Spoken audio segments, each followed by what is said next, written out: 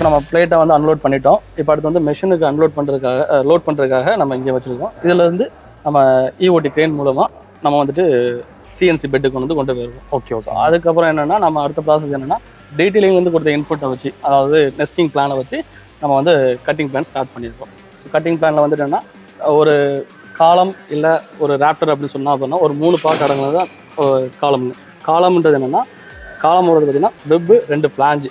இது வந்து இந்த 2-3 செக்மெண்ட் சேர்ந்தா அப்படின்னா ஒரு காலம் பார்ட் உருவாகும். ஸோ அதுக்கு உண்டான பார்ட்ஸ் எல்லாமே நம்ம இங்கே வந்து கட்டிங்கில் வந்துருங்க. ஓகே. அந்த ப்ராசஸ் தான் கட்டிங் இல்லைங்களா? Yes ma'am.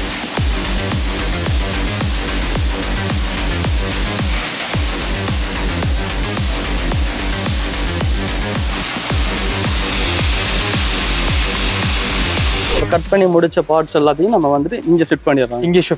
இது கட் பண்ணி முடிச்சதுங்களா? ஆமாம், இதெல்லாம் கட்டிங்கில் முடிஞ்சது தான். ஓகேங்க. இதில் வந்து நம்ம கட்டிங் பண்ணும்போதே வந்துட்டு ஒவ்வொன்றுக்கும் ஒரு பார்ட் மார்க் கொடுத்துருப்போம். பார்ட் மார்க் இருக்கும். அதுக்கு எடுத்த மாதிரி நம்ம வந்து தனியாக பிரித்து வச்சுட்டு மேலே வந்துட்டு, அதாவது இது ஒரு வெப் இருக்குது அப்படின்னா இதுக்குன்னு ஒரு தகுந்த மாதிரி ஒரு 2 ஃப்ளாஞ்ச் இருக்கும். ஓகே. ஸோ அதை மட்டும் நம்ம டிராயிங்கில் பார்த்து லோட் பண்ணிடுறாங்க. இதுக்கப்புறம் நெக்ஸ்ட் ப்ராசஸ் வந்து இங்கே. ஆமாம், ஹச்பீம் ஃபார்மிங் மிஷின். இது forming, H beam forming. Okay okay okay. இது என்ன ப்ராசஸ் என்ன பண்ணுது?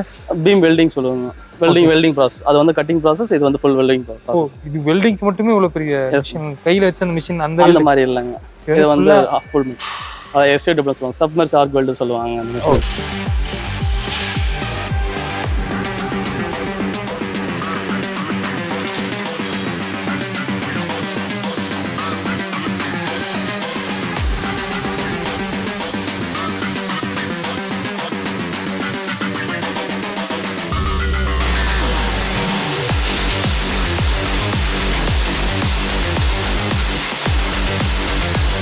அந்த சிங்கிள் பிளேட்டா இருக்குது வெல்டிங் முடிச்சதுக்கு அப்புறம் இந்த மாதிரி ஃபார்மேஷன் பண்றோம். இது நீங்க இதல கேட்டீங்க, இதுதான் அந்த ஃப்ளாஞ்ச்ன்றது.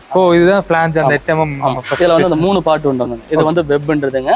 இது வெப். இது வந்து ஃப்ளாஞ்ச் 1 ஃப்ளாஞ்ச் 2ன்றது. ஓகே. சோ அந்த மூணு நம்பர் சேர்ந்தாதான் அப்படினா இந்த ஒரு ராப்டர்ஸ் அப்படின்ற ஒரு பார்ட் உருவாகும். ஓகே. ஒரு ராப்டருக்கு 2 ஃப்ளாஞ்ச் ஒரு வெப் வேணும். எஸ். இதுல என்ன அப்படினா எப்பவுமே அந்த ராப்டர், அதாவது இந்த ஒரு பர்టిక్యులர் பீஸ் இருக்கு அப்படின்னா இந்த வெப்ன்றது வந்து திக்னஸ் கம்மியா இருக்கும்.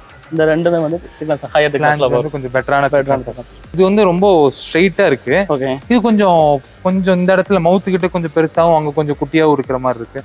இது நம்ம டிசைன் அந்த மாதிரிங்க. இதுல என்னன்னா அப்படின்னா நம்ம மல்டி ஷேப்ல வந்து பில்டிங் பண்றாங்க. இது வந்து நார்மல் ஏ டைப்.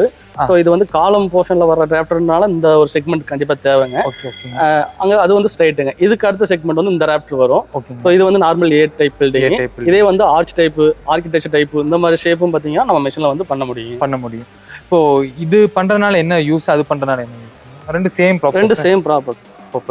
1, 2 அப்படின்ற ஒரு கண்டினியூஸ் சீக்வன்ஸ்ல போற மாதிரி. இது முடிச்சதுக்கு அப்புறம் நம்ம இப்போ வந்து பிரைமரி ஆபரேஷன்ல நம்ம கட்டிங் பார்த்துட்டோங்க, ஹச்பீம் ஃபார்மிங் பார்த்துட்டோம்.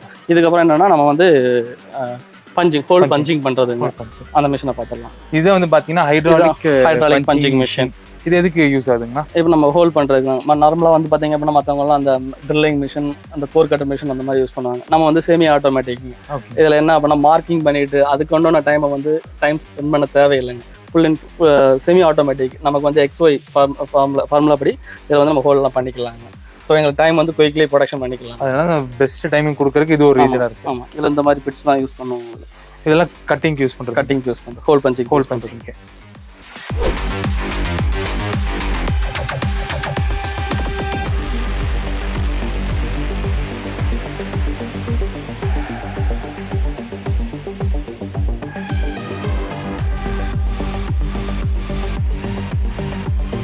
ஹைட்ராலிக் பஞ்சிங் மிஷின் வச்சு நம்ம பஞ்ச் எல்லாம் பண்ணி முடிச்சிட்டோம். இதுக்கப்புறம் என்னங்க சார், நம்ம பிரைமரி ப்ராசஸ் எல்லாமே பார்த்தாச்சுங்க. ஓகேங்க. சிஎன்சி கட்டிங் பார்த்தாச்சு, ஹச்பீம் வெல்டிங் பார்த்தாச்சு. ஓகேங்க சார். பஞ்சிங் பார்த்தாச்சு. இப்போ நம்ம செகண்டரி ப்ராசஸ் என்னன்றதை நம்ம பார்க்கலாம். ஓகே. இதுதான் செகண்டரி ஆபரேஷன். செகண்டரி ஆபரேஷன்ஸ்ல நம்ம என்னெல்லாம் செகண்டரி ஆபரேஷன்றது ஃபிட் அப்,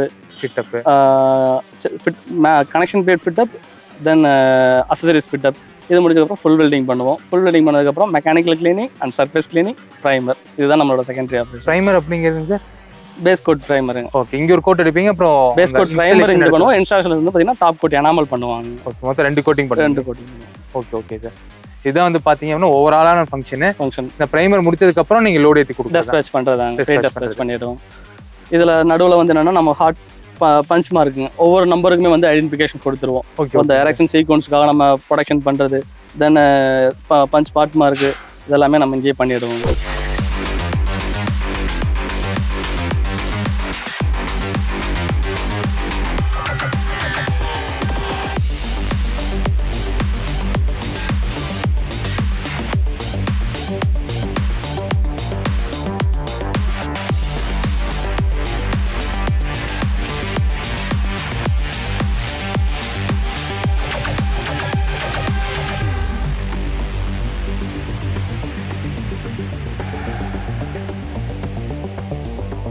ஜியோமேட்ரிக்ஸோட ப்ரொடக்ஷன் யூனிட் எப்படி ஒர்க் ஆகுது அப்படின்னு ஃபுல்லாக ப்ரைமரி என்ன செகண்டரி என்ன சின்ன சின்ன விஷயங்கள் எல்லாமே வந்து பார்த்தீங்க அப்படின்னா டீட்டெயில்டாக வந்து நம்ம அழகு சார் சொல்லியிருக்காரு.